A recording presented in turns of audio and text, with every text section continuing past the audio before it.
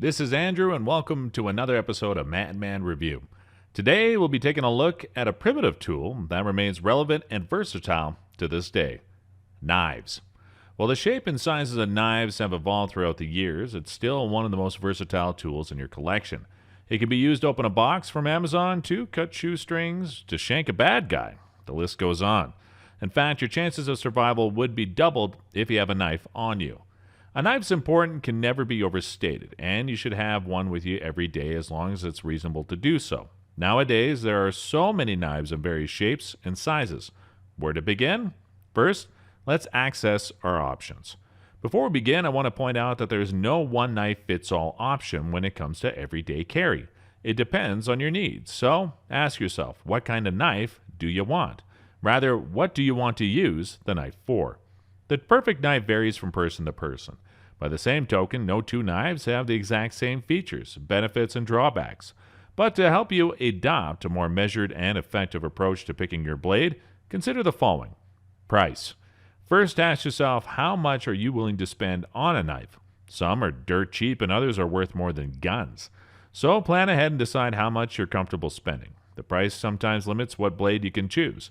Thankfully, quality is not tied directly to budget, so there are excellent blades at any price point. Functionality. What kind of features do you want from your knife? Some people enjoy the outdoor life and they want something that can take a beating from the harsh environments. Other people just hang around in the urban environment, so they just need a simple blade. Figure out what kind of situation you're likely to get into that requires a knife, and how should the knife function to help you in that situation. Longevity. Knives usually last a very long time, many of which can be passed down to the next generation. It all comes down to maintenance, such as sharpening and cleaning your blade. These things don't take long, and neglect can significantly shorten your knife's longevity. If you don't want to put yourself through this hassle, consider getting a knife that can be replaced easily.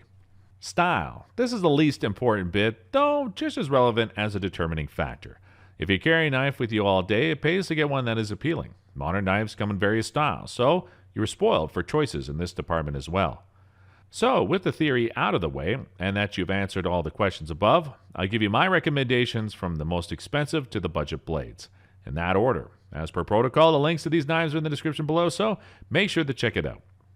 The Reeve Sebenza 31. Its predecessor, the 21, was revamped after a decade since its release. The people at Reeve Knives decided to give us an upgrade over their legendary Sebenza folding knife, the 31. It has all the features that made the 21 amazing in the first place and improves in other areas. For one, the detent and stabilization of the Reeve integral lock are improved with the new ceramic ball interface. The lock also comes with a shifted pocket clip for better durability. Other than that, the knife is still made from S35VN steel and titanium that have the other additions to beautify this excellent blade. Of course, this is on the more expensive side for a blade, but you are getting nothing short of perfection. Zero Tolerance 0452 CF. If you know Dmitry Sienkiewicz, then the knife may look similar to you. Something about this style makes his work instantly recognizable. This one is a masterpiece. Other than the unique style, the ZT is slim and sleek through and through. Everything in this blade is made from high-quality materials that make it a lot tougher than you might expect. Just because it is slim does not mean it is flimsy. It also features a dual-sided handle, with one crafted with a sturdy frame lock in solid titanium and the other with carbon fiber. This 4.1-inch knife is a bit long compared to other pocket knives, but the quality and durability are unquestionable. Plus, it also looks gorgeous. Benchmade 551 Griptilian. Some people would say that this is the best pocket knife to have ever existed, and they have some solid reasons to back up their claim. Part of its legendary status comes from a plethora of customization options, from the blade finishes, edge, type, etc. Griptilian is just that customizable, which also means that it can be made to suit various usage. For instance, if you want one with simple black handle and straight edge, they can make that for you. If you want to be fancy and order one with a blue handle, red blade, and serrated edge, you got it. The combinations are limitless. Regardless of your chosen combination, all blades have a tough proprietary axis locking system, a unique silhouette. The knife itself is crafted using materials such as CPM steel and nylon handle scales. The James Brand Folsom. Next up, we have the Folsom from James Brand. Although the company was founded a few years ago, that does not mean they make low-quality knives. They also produce other carry gear that is worth checking out as well. Although having a tactical knife is appealing, it starts to get old for a lot of people. James Brand was one of the companies that fueled the push in the industry that changed the design from being too tackily tactical look to something a bit more toned down, yet still functional and refined. In comes the Folsom. It is one of the brand's budget offerings and it prioritizes utility over aesthetics. But this is one of the reasons people love it.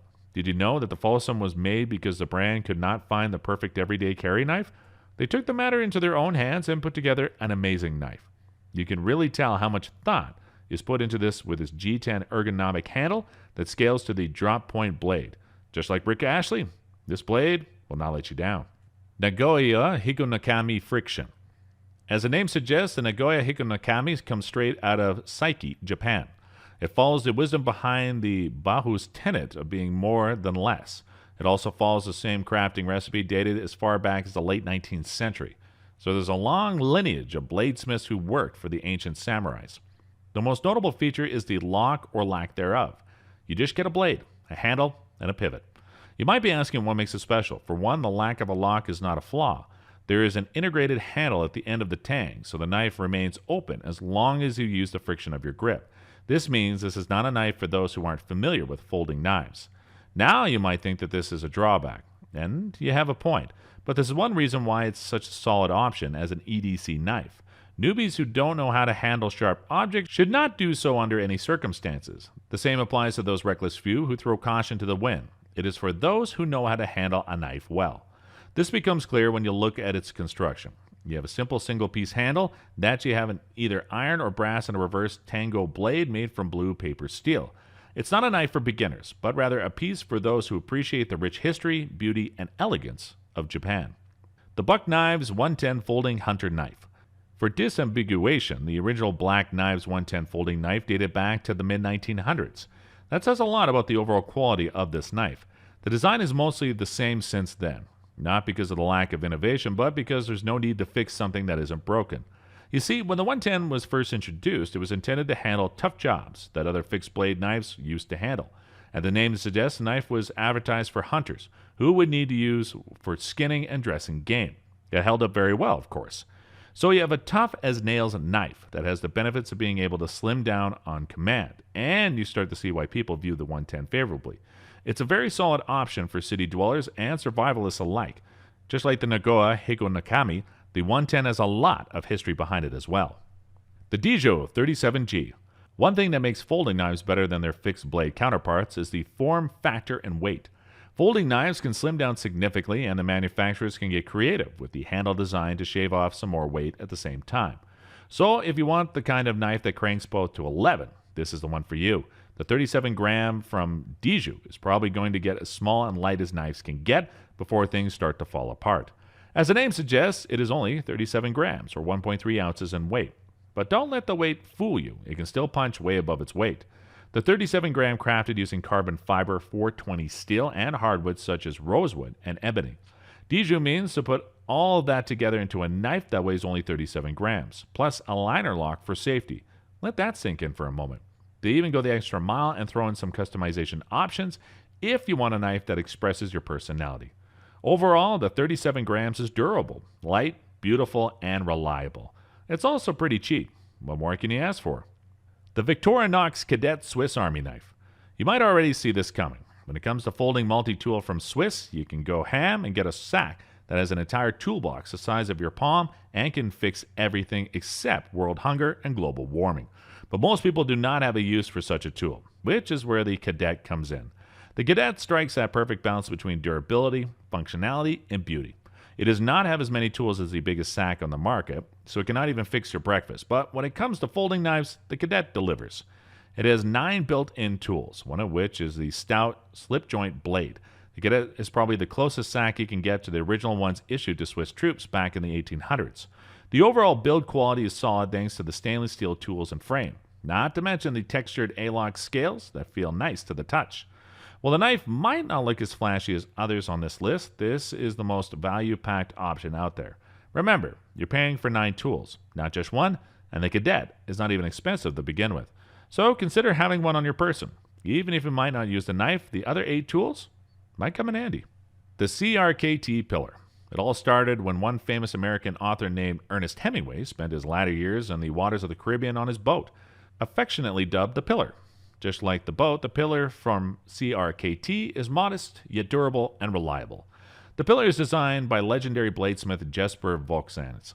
You get a folding knife that is about 6 inches long when deployed, but the ingenious ergonomic design allows for enough real estate on the handle for a comfortable grip regardless of hand sizes.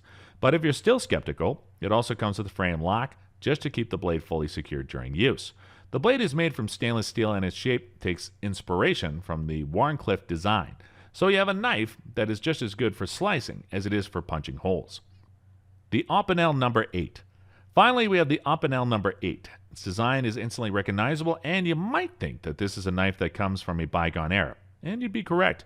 It was designed by Joseph Opinel, who patented the knife in 1890 for farmers, conductors, and hunters alike.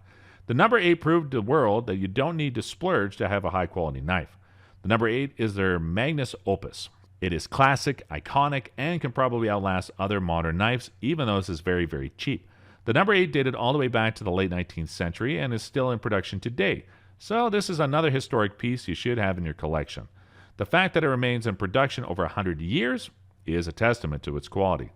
All the knives from Opinel that have unique silhouettes, so you can tell that Opinel made them at a glance. Opinel's design philosophy is to make cheap and reliable knives. They stick to tradition and do not offer more than just a workhorse blade, and they delivered. While it might not look as flashy as other modern knives, there's something about the design that makes it timeless. It is simple, and it works. It does not have to be anything more than this. While you're at it, consider checking out other products if you're interested in collecting knives. No matter what your needs are, I'm pretty sure they have it in stock. Plus, they are so affordable that it won't be a big deal if any of them fail, though unlikely it may be. And there you have it, folks. These are my top 10 knife recommendations. Of course, there are many other knives in the market that are also reliable, affordable, and cool, but we'd be here all day if we had to go through everything. In fact, if you have any honorable mentions for other knives, share your experience in the comment section below. Consider giving us a like if you feel this video educational. Subscribe to our channel if you haven't already for more content like this. And thank you for watching, and I'll see you next time.